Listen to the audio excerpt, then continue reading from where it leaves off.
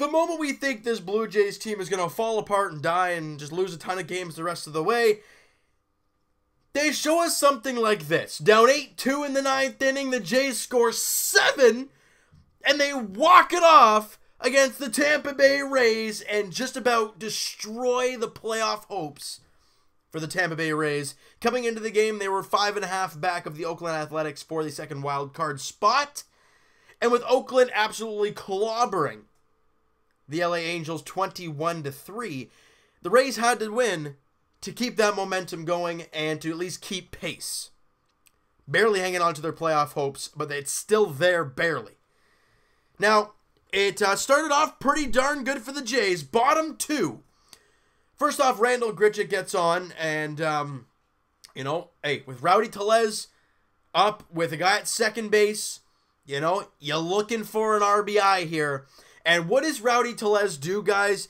He gets a splitter from, I think it was Ryan Stanek, and it just hovers over the middle of the plate, and Rowdy Tellez says, hey, flight deck, I'm going to get you this one. That doesn't quite get there, obviously, but he crushes it to center field, and he knew it was gone. He hits the home run, kind of drops his bat and watches it a bit, then jogs. That's a home run trot right there. Rowdy Tellez with a 2-run bomb. His second home run of the year, estimated 401 feet, and the Jays have the 2-0 lead. This is great.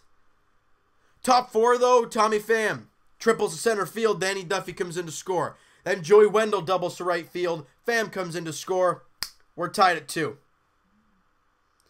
Not what you want to see there. Top 6, Willie Adames hits a single to center field. Choi comes in to score. Gives him the 3-2 lead. Top 7, Tommy Pham. Infield single. Mallex Smith comes in to score. Then Joey Wendell singles to right field. Danny Duffy comes in to score. Pham ends up at third base. Then C.J. Cron singles to center field. Pham scores, and Wendell scores, and Kevin Kiermaier scores. And they're just piling on the runs here. That 3-2 lead turns into an 8-2 lead for the Tampa Bay Rays, and everybody in Jays Nation is like, screw this, we're going home. Bad idea. The great thing about baseball is you never know what can happen. We saw last year with a walk-off grand slam from Steve Pearce against the Angels. I remember that to this day. And we're going to flash forward to this game today as the Jays are down 8-2 in the bottom of the 9th inning. They're not going to be able to get anything done, right? Well, Mallex Smith takes over in center. Meadows comes in to take over in right. And Schultz comes in to pitch. And Dwight Smith Jr.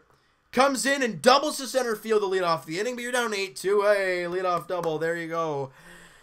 And then on an error by the center fielder, Mallex Smith, Dwight Smith Jr. ends up at third base. So, hey, it doesn't really matter. But, all right, runner at third. You can get an extra run, make it 8-3. There you go. But then Rowdy Tellez doubles down the left field line. Dwight Smith Jr. comes in to score. Rowdy ends up at second. 8-3 game, a guy at second. Okay, well, there you go. Then Jonathan Davis grinds a hard at bat, then gets hit by a pitch. Okay, first and second, still nobody out. And then they bring in Reese McGuire to take over for Ledmus Diaz, and a very questionable strike 3 called on him. But nonetheless, close pitch, tough pitch. You got to try and foul it off, kid. It's all right. He strikes out, and there's one away. That probably right there killed a lot of the hopes for Jays fans. But next up, Danny Jansen, and on a 1-2 pitch, he gets a slider, middle of the plate, but a little bit down, but he gets barreled a baseball and crushes a 3-run shot, and it's an 8-5 game. Or, excuse me, 8-6 ball game, sorry. So, he crushed that ball to left field. That's made it 385 feet. And like I said, Jays only down by 2. But, there's still 1 out and there's nobody on base. And it's going to be tough the rest of the way. They bring in Sergio Romo and he strikes out Richard Urania. Tough. That's a tough one to swallow right there. Next up, K-Money. But he keeps it alive as he comes in to pinch hit for Anthony Alford, who I think he came in to pinch run at some point. He singles to center field, does K-Money. So now you get the tying run at the plate for young Lourdes Gurriel Jr. And on the first pitch he sees from Sergio Romo, he crushes a slider on the inner half.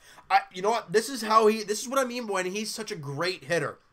A slider in the first pitch in the inner half. Was he looking slider? Probably not in the first pitch. And it's in. It's middle in. But he turns on it, gets barreled the ball, and it goes right down the line, and it's gone. We have an 8-8 ball game, and the Jays have hit 2 home runs in the inning, and we're tied up here. Okay, we got to breathe. Well, there's 2 out. Let's go into extra innings and have just start feeling good. Nope, first pitch, Smokey comes to the plate, and hallelujah, smoke bomb. The Jays walk it off, and the Rogers Center's fired up. We have some good stuff to talk about, people. This is fun. And you saw the bench go ballistic. And you see the first person off the bench, Russell Martin. He hasn't played in 30 games. Or something along those lines, but I mean... And he's the first person out of the dugout. I mean, the rest of the kids are fired up because they haven't seen anything of this magnitude probably ever. Well, they might have in their younger years, but I mean, it's the big leagues. You've never seen it before in the big league jersey.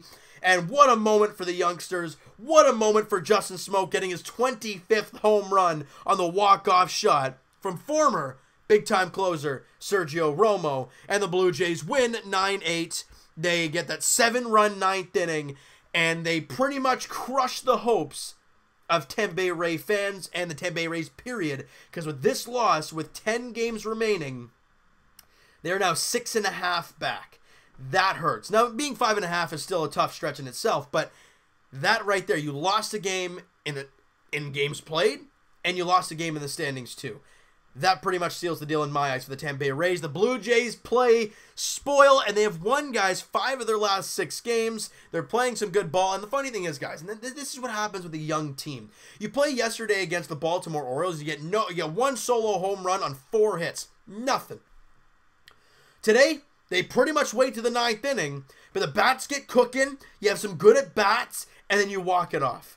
What a job by this team. Let's break this down, baby. Here we go. So Billy McKinney goes 0 for 3, guys, in his outing. K-Money comes off the bench, like I said, and goes 1 for 1. Teoscar Hernandez goes 0 for 0, but he scores a run. I think he was a pinch runner. Yeah, he was the pinch runner for Ken Reese Morales, guys, when he got on base. And Lourdes Gurriel goes 1 for 5, but man, did he pick a good time to get that 1 for the 2-run shot there in the 9th inning. Justin Smoke 1 for 4. Again, picked a good time to do so. Grichuk 1 for 3 with the double that scored the first run of the ball game. Dwight Smith Jr. 1 for 1. Picked a good time to get that first hit. Rowdy Tellez, guys, 2 for 4 with 3 RBIs and the dinger and a couple runs scored. He continues to hit the ball at an extremely good pace. Kevin Pillar goes 1 for 3. Jonathan Davis comes in, gets hit by a pitch and scores. Great at bat by him. He grinded that at bat hard. Had like 7 or 8 pitches and then gets hit by a pitch. What a job by him. Again, Danny Jansen, 1 hit, 1 for 4 in the game, but he, again, picked a good time to do so with the 3-run shot to make that an 8-6 ball game in that one. Just a great job by this team all over the place. Sam Gaviglio, guys, got the start, and he was pretty good. Now, we know his Rogers Center splits compared to away from home. He went 5 innings, only gave up 4 hits, walked the batter, struck out 2, and gave up 2 runs. I mean, you know what? I'll take that kind of outing from Sam Gaviglio, guys, any day of the week. Jose Fernandez came in, went the 3rd of an inning, gave up a run, 1 hit, 1 walk, and that run came in on Jake Petrichka came in and faced 2 batters and gave up a hit and walked a guy. That's the reason Fernandez got that earned run against him. Tim Meza came in, faced 2 batters. What do you think he did? He just struck them both out. That's just the way Tim Meza rolls. His ERA now drops to 3.48. He is dynamite. And Mark Leiter Jr. goes a 3rd of an inning, gives up 3 hits, 4 runs, walks 1. He was terrible. His ERA is up to 13.40. Yikes. Joe Biagini comes out, goes an inning and 2/3, gives up 2 hits, 1 run, and walks a batter as well. So he wasn't all that great in his outings. And David Paulino, once again, for the former Houston Astro, acquired in the Roberto Osuna trade, goes really the only full clean inning of the game, except for Sam Gaviglio, who had a crazy start to the game, getting 5 of the 6 outs on comebackers back to him to start the ball game. But Paulino picks up his first win of the year. I don't know if that's his first big league win or not, but he goes a clean inning, no hits, no walks, and a strikeout for him. Good job there, and the Jays do their work in the bottom half of the 9th inning. You know, Jays fans, Toronto fans, we saw 2 amazing games from the Toronto Maple Leafs the last 2 nights, right? And coming into today, we're seeing the Tampa Bay Rays, one of the hottest teams, if not the hottest team in baseball. And it's their last homestand of the year. And, I mean, you know, not a lot of people are looking forward to this game. And rightfully so. Record against the Rays sucks. The Jays are way out of the playoff spot. You don't have a promising young pitcher on the mound. It's not a very appetizing feeling. But to come away with this victory, it just makes it sweet. And now we can all sleep well with a smile on our face. It's nice, Jays fans. Game 2 of the 4-game series, guys, goes tomorrow night, 7:07 first pitch. One of these games, I don't know where he's scheduled. So it looks like Blake Snell's going in the finale. Tyler Glasnow is going on Saturday afternoon. But tomorrow, not sure who's going for the Tampa Bay Rays. Sean Reid-Foley on the mound for the Blue Jays. And in his last outing against the Yankees, got into trouble in a couple innings, but overall was very good when 5 scoreless innings. He looks to continue that role here. The next 3 starters we're going to see: Sean Reid-Foley, Thomas Pannone, Ryan Borucki. Guys, let's enjoy these starts. And I'm hoping they all do well, because then we can keep talking about the positive young guys on the team. We saw it a lot today, though. Rowdy, Dwight Smith Jr., Jonathan Davis, all guys that are Danny Jansen, Lourdes Gurriel Jr., they all came up clutch when this team needed them to be. This team and the young ones did not quit. And it's great to see. All right, so you know what, guys? That is going to do it for this one. You guys enjoyed this video. And, man, if you enjoyed the ending to this ball game, smack that like button. I do appreciate that. Hit that subscribe button if you guys have not already. Comment down below. What'd you think of the game today? Who's your MVP? I don't know how often I've done that for the Blue Jays, but I want to hear what you guys have to say. Who is your MVP? Would you give it to Smokey? Would you give it to Lourdes Gurriel with the shot? Would you give it to Danny Jansen, who got the 3-run shot in, at that point, a meaningless ball game? At that point in time, when it was an 8-3 game with already 1 away. I mean, I want to hear what you guys have to say. Who is your player of the game? Would you give it to Rowdy Tellez? I want to hear what you guys have to say. And Evan and I will talk to you guys tomorrow afternoon, podcast edition. Link is in the description for the podcast channel and for the podcast itself on iTunes. We had a lot to talk about. Lots of Leaf stuff, Raptors news, and we can't not talk about today's ball game. So it's going to be a lot of fun tomorrow afternoon, guys. Like I said, link is in the description for the podcast channel and for the actual podcast link on iTunes. Go check that out down below. Twitter is also down below. Follow up, send me a DM, do all that great stuff. And I will talk to you guys tomorrow night, Leafs edition, as they take on the Buffalo Sabres in Game 3 of the preseason. I think Freddie Anderson's supposed to get the call. First game the Leafs are having at the new named arena, Scotiabank Arena. Not going to like that. Not going to get used to it, but I guess we have to. That's a 7:30 puck drop there at the Air Canada Centre. There. It's the way I want to call it. And as for the Blue Jays, guys, they play again tomorrow night as well. Like I said, Sean Reid-Foley gets the ball for the Jays against who the heck knows for the Tampa Bay Rays. It's going to be probably like 8 pitchers we're going to see. 7:07 first pitch at Rogers Center as the Jays look to win their 6th out of their last 7 games.